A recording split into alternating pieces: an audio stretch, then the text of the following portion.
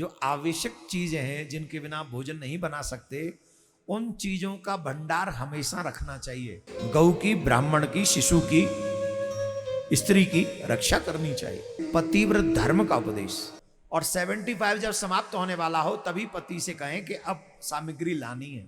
और बाबा भोलेनाथ समाधि में बैठ जाए तो उन्हें कौन से भोजन की जरूरत है? वो कोई शाही पनीर खाएंगे? कभी भी देवी को, पति को ये नहीं कहना चाहिए कि रसोई में कुछ है ही नहीं। जो भारतीय सनातनी स्त्रियां हैं, गृहिणियां हैं, ये उनके लिए है कि घर कैसे संभालना है। आपके दो रूप मूलतः होने चाहिए घर में, एक लक्ष्मी का रूप और एक सरस्वती का रूप। सनातन धर्म कहता है अपने नेत्रों के सामने कभी भी स्त्री वध नहीं देखना चाहिए, गौ वध नहीं देखना चाहिए, ब्राह्मण वध नहीं देखना चाहिए। और अगर कोई ऐसा अपराध कर रहा हो तो उसे युद्ध करना चाहिए, उसे परास्त करना चाहिए। गौ की, ब्राह्मण की, शिशु की, स्त्री की रक्षा करनी चाहिए। सबसे बड़ी 3 हत्याएं मानी गई, स्त्री हत्या, गौ हत्या और ब्राह्मण की हत्या सबसे बड़ी। ये कभी नहीं करना चाहिए, वर्जित है।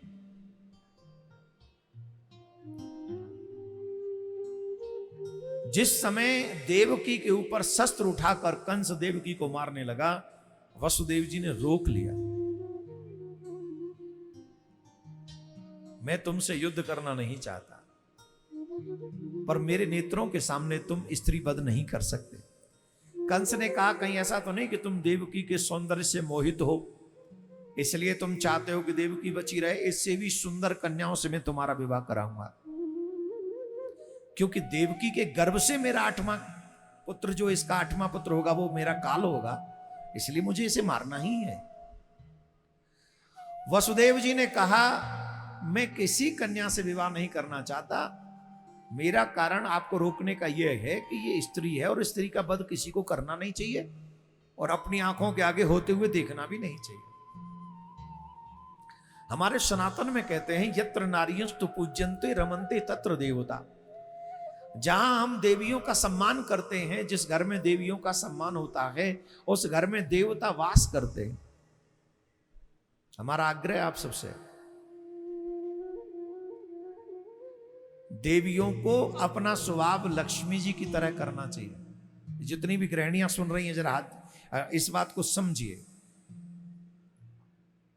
आपके 2 रूप मूलतः होने चाहिए घर में, एक लक्ष्मी का रूप और एक सरस्वती का रूप। तीसरा अन्नपूर्णा का रूप। ये 3 रूप लेकर प्रत्येक स्त्री को अपने घर में रहना चाहिए। अन्नपूर्णा ही है जो घर के भंडार को कभी खाली नहीं होने देती। शिव पुराण में जिस समय मां अनुसुईया, एक ब्राह्मणी, अनुसुईया जी तो सीता मां को उपदेश देती है, एक ब्राह्मणी जब सीता मां विदा होके जाती हैं, पार्वती मां जब विदा होने वाली होती हैं विवाह के बाद, उस समय एक ब्राह्मणी आती है उन्हें उपदेश देने के लिए। कौन सा उपदेश? पतिव्रत धर्म का उपदेश शिव पुराण में। और वो उपदेश क्या देती हैं? उस उपदेश में ये बात आती है कि कभी भी देवी को, पति को ये नहीं कहना चाहिए कि रसोई में कुछ है ही नहीं।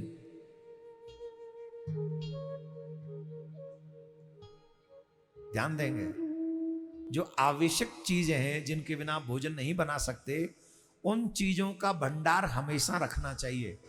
और जो चीजें आप लाते हो, आधे और अंदर में रखो और कुछ जो है मतलब 75% बाहर रखो, लेकिन 25% अंदर छुपा के रखो। और 75 जब समाप्त होने वाला हो तभी पति से कहें कि अब सामग्री लानी है। खाली नहीं हुआ, अभी भी लानी है। क्यों? वही अन्नपूर्णा है जो किसी वस्तु को समाप्त होने नहीं देती। और ये कहां शिक्षा मिल रही है? शिव पुराण में। किसको दे रहे हैं? पार्वती मां को। पार्वती मां को इसकी आवश्यकता है, स्वयं जग जननी है। और बाबा भोलेनाथ समाधि में बैठ जाए तो उन्हें कौन से भोजन की जरूरत है? वो कोई शाही पनीर खाएंगे? जवाब दो। दाल मखनी खाएंगे बाबा भोलेनाथ, मां पार्वती को जीरा मंगाना है, हींग मंगानी है, क्या करना है? कुछ नहीं। तो ये उपदेश किसके लिए है? मां पार्वती को सुना रही है, पर ये उपदेश प्रत्येक भारतीय संस्कृत, जो भारतीय सनातनी स्त्रियां हैं, गृहिणियां हैं, ये उनके लिए है कि घर कैसे संभालना है।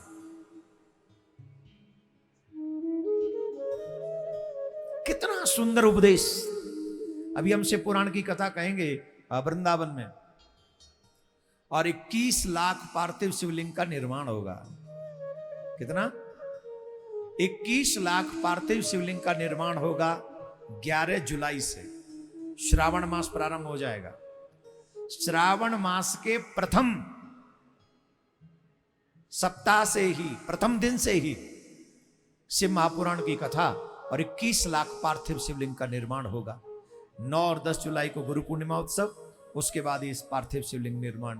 मैं आप सब से निवेदन कर रहा हूं, जितने भी सनातनी हैं, सब तो वहां कहां पहुंचेंगे, पर जो जो चाहते हैं कि हम गृहस्थ के लिए कुछ सीखें, हमारे बच्चे सनातन के लिए कुछ सीखें, जो ये चाहते हैं कि हमें भगवान की भक्ति प्राप्त हो, वो सभी अपना रजिस्ट्रेशन वहां करा ले, रजिस्ट्रेशन कि हम पहुंचेंगे। हालांकि श्रोता को या वहां रहने वाले भक्तों को रजिस्ट्रेशन कराने की जरूरत नहीं, पर आप जजमान बनकर बैठिए।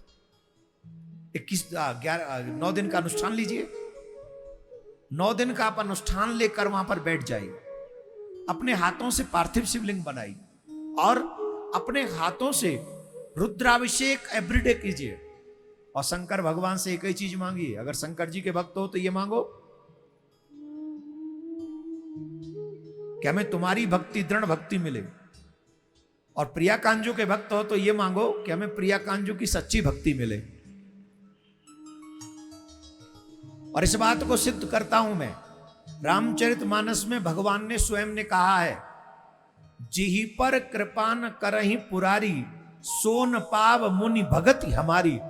जिस पे शंकर भगवान कृपा नहीं करते हैं, उसे मेरी भक्ति नहीं मिलती है। तो हम तो श्रावण मास में इसलिए ये अनुष्ठान करते हैं कि शंकर भगवान हमारे ऊपर कृपा करें, जैसे हमारी प्रिया कांजू की सच्ची भक्ति हमें प्राप्त मिल जाए, हो जाए। आप सब भी जो जो आना चाहें अभी से फोन करें, अपना स्थान निश्चित करें। और तीर्थ में, और तीर्थ में भी कहां? भगवान के घर में, वृंदावन में।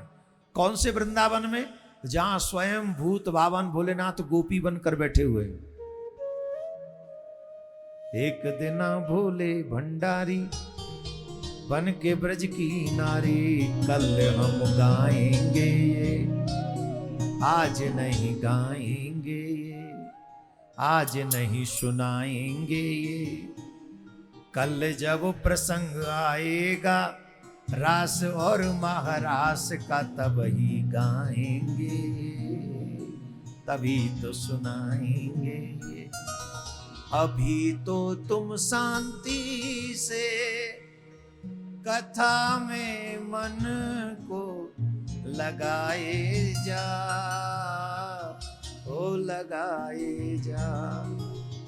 गंगोत्री धाम आए, प्रभु का प्रेम तू पाए जा, तू पाए जा। 4 बजे उठ छठ पे जाओ, गंगा गोता लगाएंगे ये जी, कल हम गाएंगे जी, आज नहीं सुनाएंगे जी।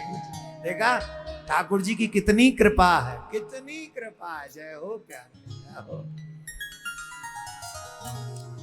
क्या पवन की तीव्र गति से चल रहा आनंद, यहां पर पवन भी शांत हो गया।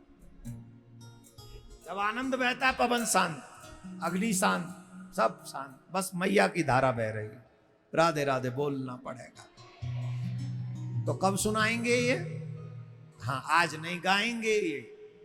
तो कहां थे हम? कितना सुंदर बात, शिव पुराण, जहां स्वयं भोले बाबा गोपी बनकर श्यामा श्याम के उस नित्य लीला निकुंज में विराजमान है। मैं तो सभी वैष्णवों से कहूंगा, चाहे एक दिन का ही अवसर मिले, आप वृंदावन आओ। और सुनो, सारा जीवन संसार के लिए मत जियो, कुछ समय अपने लिए भी जी लिया करो भाई, अपने लिए भी जी लिया करो। तो आप सबसे ये निमंत्रण देना था मुझे वृंदावन धाम का। 9 जुलाई से 19 जुलाई और 11 जुलाई से शिव महापुराण की कथा।